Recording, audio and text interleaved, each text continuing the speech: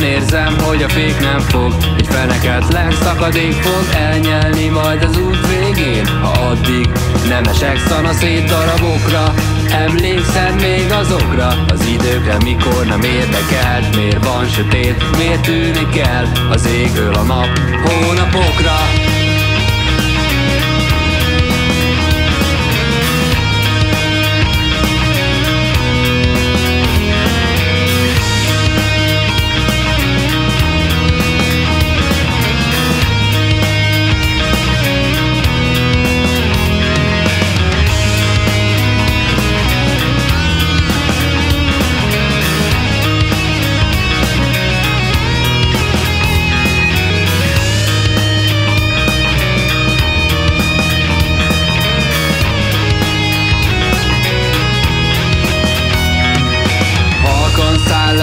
A fák közé elmosódnak az árnyékok, csak a sziluetted marad ott, ahová még szabad szemmel ellátok. Én követem a nyomodat, a semmibe tartok, a csapda előttem nyitva áll. Én önként vetem magam bele, némán várom, hogy végre rám találj.